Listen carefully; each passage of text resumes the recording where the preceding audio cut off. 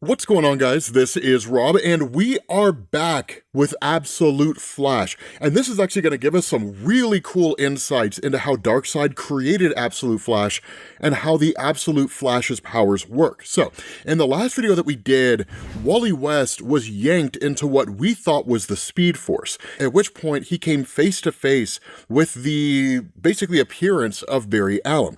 But what we also saw was that in the universe itself, Eobard Thawne had appeared, the Absolute Universe Reverse Flash. And so what this does is this picks up with a conversation between Barry and Wally. And Barry just says, "Wally, welcome home." And Wally's kind of flabbergasted by all of this, right? Like, how in the world are you alive? And he's just kind of in like an energy form. Then like there's some weird little energy alien behind him. And Barry just says, "Hey," right? He just got here. Let this guy chill. But Wally looks around and he says, "I've seen this place, but it was like a dream. What and where are we, Dr. Allen?" Now, that's one of the other things that we saw in the last video was that Wally was experiencing multiple moments in time at the same time, multiple conversations, different things like that. And that's why we brought in the idea of the Speed Force, because those individuals like Wally, who can mainline the Speed Force in the main DC universe, have the ability to manipulate time as a result of their ability to access the Speed Force. And so when Barry starts talking to Wally, he says, "I told you, call me Barry. As for this place, we call it the still point." And he says, think of it as sort of the eye of a great never-ending storm. This energy all around us is where your power comes from, an energy made of the pure red stuff of life itself.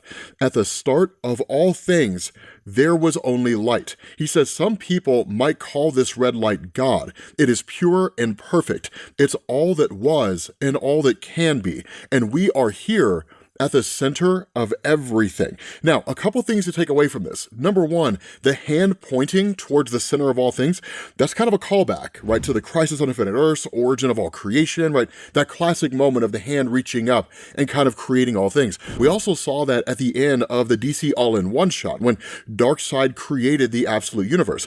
And that's what Barry's referencing, whether he knows it or not. Because keep in mind, when Darkseid showed up in this Absolute Universe, it was already a universe at that point in time. What Darkseid did is he twisted and corrupted it, changed it, and then restructured it in his own image, like dropping a bit of iodine into some water, right? It changes the color of everything in the glass. But here's the other kicker here, right? And this is what makes things really interesting.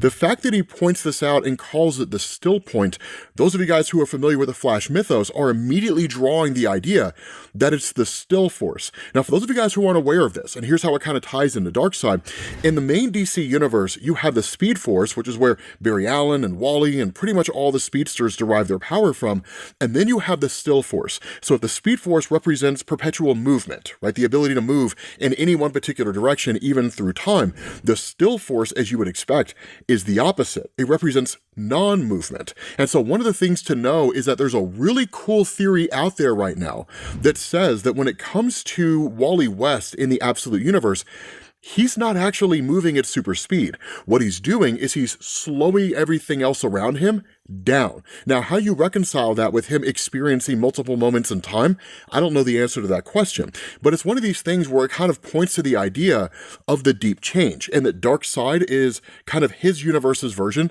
of it. And here's what I mean, right? So in Simon Spurrier's The Flash Volume 6, when he introduced the deep change, it was basically an attempt to restructure the origin of the Speed Force as we knew it in DC Comics, and even the Still Force, that instead of the Speed Force being something that Barry Allen had effectively created every time he ran, which as far as I'm aware, I think that's still the continuity explanation based on Jeff Johns' run from The Flash, that the Speed Force and even the Still Force were created by the deep change, which is still kind of enigmatic, but is in some capacity a facsimile or some version of the presence basically. And that what ended up happening is that individuals out there across the universe were chosen to become speedsters for no other reason than the fact that it would allow the deep change to kind of experience life in and of itself. So it would be like if you lost all of your senses except for the sense of hearing, and you ask someone to explain to you what an apple tastes like, what it feels like, what it looks like. That's kind of how the deep change works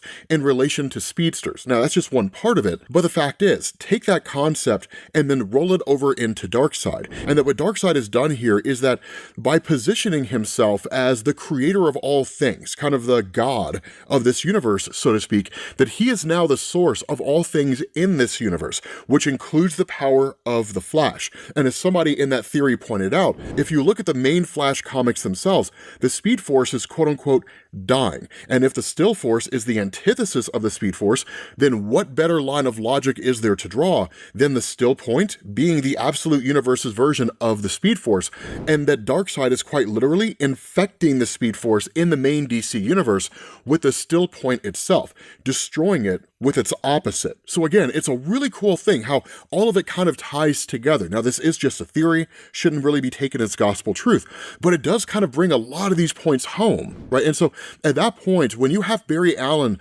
talking to Wally about the nature of creation and all that kind of stuff, Wally just says, this means nothing to me, right? What are you even talking about? How are you alive here? And he says, what was that, right? The thing that escaped into your lab, and how the hell do I get home? And that's where one of the aliens just kind of speaks to him in some language that he can't really understand. And he's like, and what the hell is that?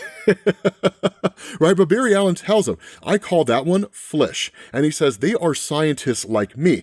They found Still Point before I did, accessed it from their worlds. And he says, this is Nalak. Like me, they did not survive the journey across. And he says, we cannot leave, Wally. Our bodies were destroyed when we opened the portals that led us here. What we are now, our memories, our sense of self, even our souls, if you want to call it that, we are trapped here, but you are special. The accident that killed me, it changed you, Wally. You are connected to this place, to this energy, but still alive. But you cannot stay here. Now again, it's very similar to the way in which the Deep Change acts, bestowing speedster powers onto certain individuals, that it seems more like Wally was chosen, as opposed to Wally just simply being killed when he was hit with all that power. Now it could also just be circumstance, right? There's just something unique about the physiology of Wally West that turned him into a speedster, instead of him basically losing his physical form and being stuck here in the same way that Barry is, right? Hand-wavy comic book logic. But if it really was Darkseid who intentionally chose Wally, it would actually make perfect sense, because when you look at Wally West in the main DC universe, where Darkseid traditionally comes from, Wally is seemingly the only guy who mainlines the Speed Force. And while someone like Impulse is technically faster, the point is, Wally is arguably the most important member of the Flash family in terms of his just raw connection to the Speed Force itself. So when you take that concept and then you roll it over into the Absolute Universe, if you're going to have Darkseid messing with the nature of things, changing who becomes what, it makes perfect sense that he would focus on Wally before he focused on anybody else. It's not like he's trying to prevent the formation of the Speed Force or anything along those lines, in which case, sure, maybe you would go after someone like Barry. He's not trying to demoralize the Flash family, which you would go after Barry for. He's simply creating his own version. And so at that point, you jump back to Fort Fox, where you have absolute Reverse Flash just running amok here. Now, it's nothing like the Eobard Thawne that we're used to, right? Highly manipulative, probably one of the greatest villains in the history of the comic book industry, that instead you have Eleanor who looks at him and just refers to him as grandfather. Because keep in mind, Eobard Thawne was seemingly the first one to discover, or one of the first people to discover, basically the Omega Force, as we would call it here, right? The energy of Darkseid, the Still Point, whatever name we want to give it here. And he's really the one that kind of set her on this path of, number one, trying to understand where he went to, and number two, trying to harness the power that he had discovered. And that's why she says, it's me, it's Eleanor. But this Eobard Thawne is really more of just kind of a psychopathic being. He's almost feral in how he acts, right? Only one. Now, we don't know what that means, right? We have no real clue what the indication is. Only one person can exist in the Absolute Universe at a time when they're tapping into that force, that maybe he believes he's the only one that should be able to attain that power, right? Maybe it is that Wally's an anomaly, that he was not supposed to gain those abilities. As we've seen from Absolute Green Lantern, there are individuals out there who gain powers even when they're not supposed to, that some people weren't supposed to get them at all. Tomar Ray is a perfect example of that in the absolute Green Lantern mythos, so maybe that's what's unfolding here. But regardless, right, despite these answers that we haven't quite gotten from Jeff Lemire, Eleanor kind of looks around and it was like, this cannot be him, right? This cannot be what it's all been about. Just unleashing the energy form of a raving madman who used to be my grandfather. But that's where Trickster tells her, right? It doesn't matter now. We have to get as far away from this thing as we possibly can. Because keep in mind, Trickster was a member of the Rogues, but was actually a double agent working for Eleanor and basically spying on the Rogues. So she would always know what it is that they were doing, because Eleanor's a bad guy here. Do not let this circumstance trick you into believing that she's a hero. And so that's when you pick up with like Captain Cold, the other members of the Rogues who are actually becoming good guys by virtue of this story. And Captain Cold says, I said keep it lethal, Digger Harkness. These men are enlisted and just more of Eleanor's pawns. And so that's where he tells them, right, get inside the facility. The problem is that once they're in there, everything's going sideways.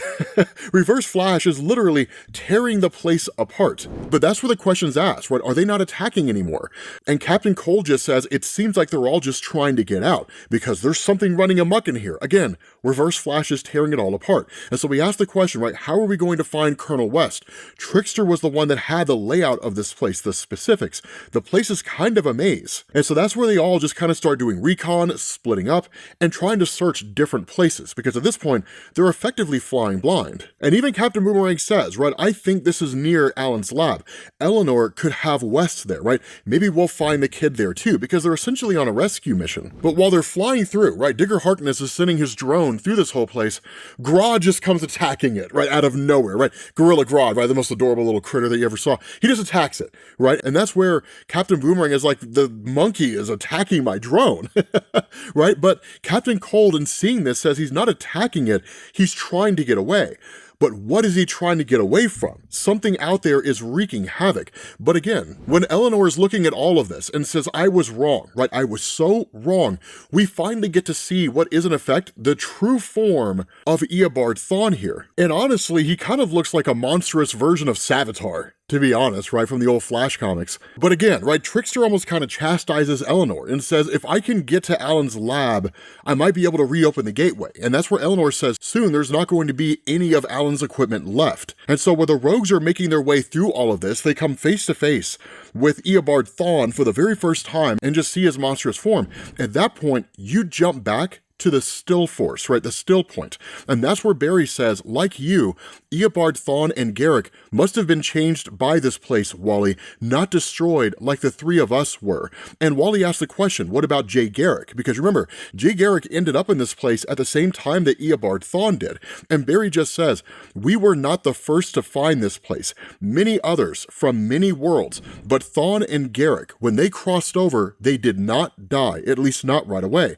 And that it must have been torture being trapped here alone for so long. It's no wonder Eobard Thawne succumbed. And he says, I have to show you something. And so he takes him to this hole and he says, Garrick must have resisted this, but Thawne could not. And Barry says he went down there and you saw what he became. And Wally says, right, I feel drawn to it, right? What is this thing? And Barry just asks him, do you know who Schwarzschild is, Wally? And Wally says no, right? And so Barry says, I told you, call me Barry. Anyway, Schwarzschild provided the first exact solution to Einstein's gravitational field equations. He was brilliant, but that genius came at a cost. And he says, I think Schwarzschild was also damned. After serving at the front in World War I, he contracted a terrible illness, a disease that ate away at his skin. And Wally finishes the statement and he says, because there is a cost to everything, and you are afraid that I've become damned too. And Barry asks, right, how did you know that I was going to say that? And that's where Wally tells him, right, I've just remembered this conversation that we haven't had yet, but we will, because Wally's experiencing multiple moments at the same time. And he says, this place, it's like I've always known it, like I've always known you, Dr. Allen. But here's the important thing to grasp here, right? If you've been watching our videos on the Absolute Universe or you've been reading it on your own, some combination of the two, one of the things that you've probably noticed is that red light is unifying a lot of different things, right? That the various forms of light within the absolute Green Lantern mythos are still being fleshed out. But we know that, like, the Kryptonians, for example, seem to worship the red light of Ra. In this instance, red light is what powers the Flash. So seemingly, it's the source of Omega energy, the source of Darkseid. But again, we don't necessarily know that. But the colors of light, the varying shades, all seem to unify things. So in effect, Wally channels the power of Darkseid. He doesn't necessarily know it, and he seems to be resisting. But the question has to be asked here with someone like Tomar Ray, for example, in the absolute Green Lantern mythos, who also channels the red light. Will they ultimately succumb to the power of Darkseid, or do they have to willingly embrace it? In this case, entering down into that hole the same way that Eobard Thawne did. Because we'll talk about that here in a second, because there's a really interesting moment where you kind of continue on, right, with Wally West and Barry Allen, where Barry says, yes, right, it was the same for me.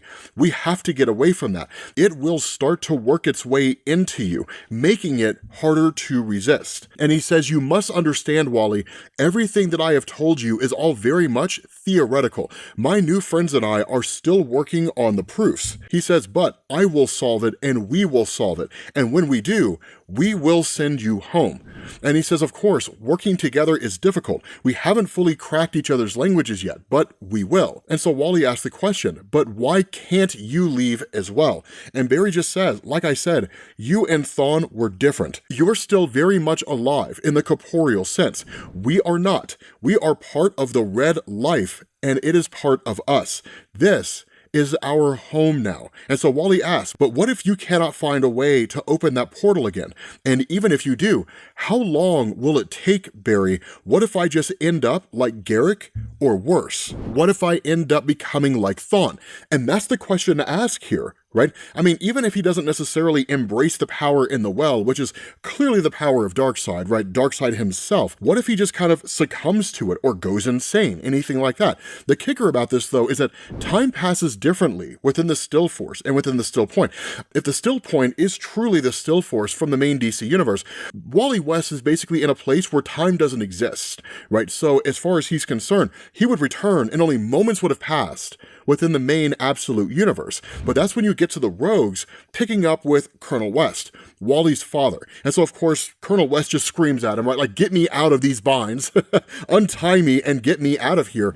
And that's when he goes running to try to find his son, because last he saw, Wally was in the lab with Eleanor. And so when he gets there, the first thing he sees is Eobard Thawne just like ripping the place to pieces. And at first, he thinks it might be Wally West. Of course, he figures out very quickly that it's not, and he asks the question, where's my son? And Captain Cole just tells him, right, MIA, Colonel, and right now, we have more immediate concerns. That thing is ripping everything apart, sir. Trickster double-crossed us, but even she knows how bad this is. She's in there trying to open the door to send this thing back to wherever in the hell it crawled out of. And so that's where folks start bailing. Right? They start getting out of there as fast as they can because they're dealing with a level of power that they can't possibly contend against. And so that's when Trickster says, Alan's gear is rudimentary compared to whatever alien tech you augmented me with, but I need time.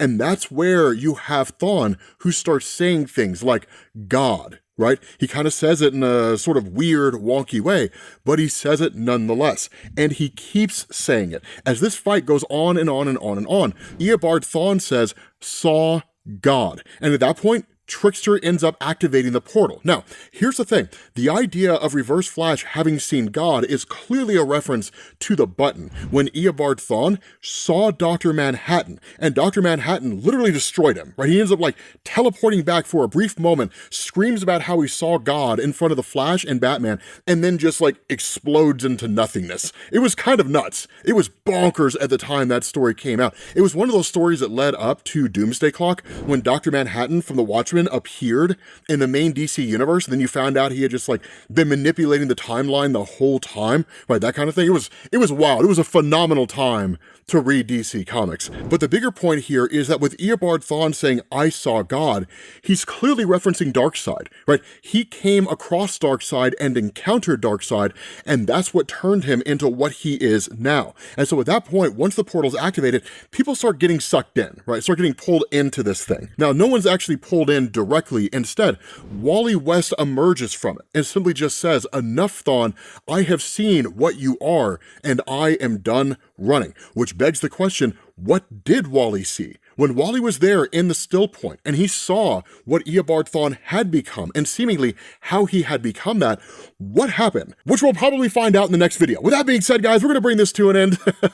Hopefully you guys enjoyed this. If you did, drop a like. Thank you all for watching, and I will catch you all later. Peace.